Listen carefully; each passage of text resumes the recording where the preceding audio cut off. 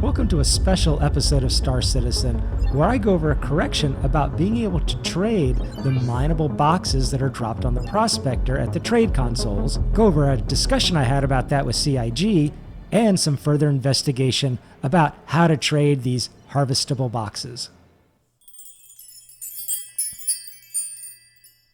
In a previous video, I had said that I couldn't sell a harvestable box from the interior of the Prospector when I dropped it down. Did I? I may have been mistaken. That turned out not to be entirely true. What I did was I had used the Stor-all functionality and dropped the box directly on the interior of the Prospector, then went to the trade console to try to sell it, and it didn't show up. There's no indication, Commander.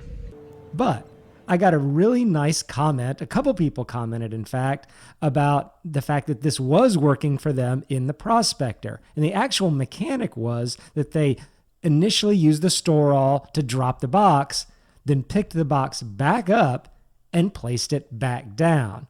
Then it would show up in the trade console. I really appreciated that comment, and that caused me to investigate things a little bit further. It got me very curious about this harvestable box. The method is fascinating. I started wondering what constitutes an actual cargo grid where you could trade this box, and why does the Prospector have this? So I took the box that I had already dropped in the Prospector and I tried it on a couple other ships. I tried it in the interior of the Terrapin.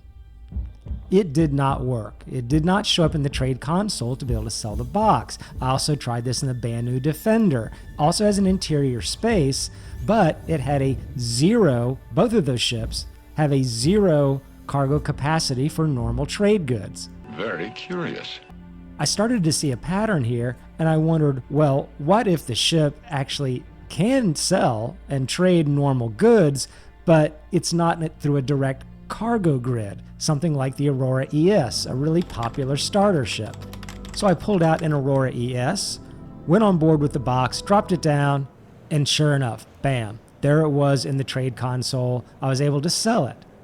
I also tried this same functionality with the Origin 300i. It has a drop-down cargo grid in the back, and unfortunately the box actually just fell through the cargo grid in the back, but when I placed it in the interior of the ship, it had the same effect as the Aurora. I was able to see it and sell it in the trade console. So without testing all the ships, I've only been able to decipher a small fraction of them so far. I started to draw a little bit of a conclusion here about the fact that if a ship has an interior space to be able to drop a box, it also needs to have a carrying capacity for normal trade goods. If it is a zero capacity ship, you're probably going to have problems selling it at a trade console. I wanted to ask CIG a little bit about this because it made the Prospector a bit of an anomaly in this case. Yes, it does have 32 SCU of cargo space, but that's for the mined product you get through the mining laser and not something that you can normally sell and trade through the trade console. But yet, I was able to use this ship in this case. So I asked them that question.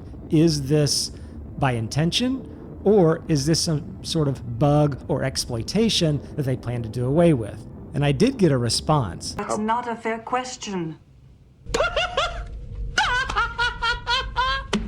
I'm not entirely sure this was directly from the devs, but the response did align with my own testing and findings and a lot of the information that CIG has published itself. I did get a confirmation that the internal cargo grid of the Prospector was something intentional and not just a residue or something left over, something that would be removed later on as a capability of the Prospector, which makes the Prospector rather unique among ships that have a zero carrying capacity for normal cargo. The culture of one. I also got some other information about the future, where when we have hangars and more permanence in the game, we'll be able to take cargo boxes and be able to place them in cargo grids in our hangars to be able to hold them. I remembered having heard this before, and it makes a lot of sense to me. There could be a lot of uses for that, even beyond these harvestable boxes that you can place.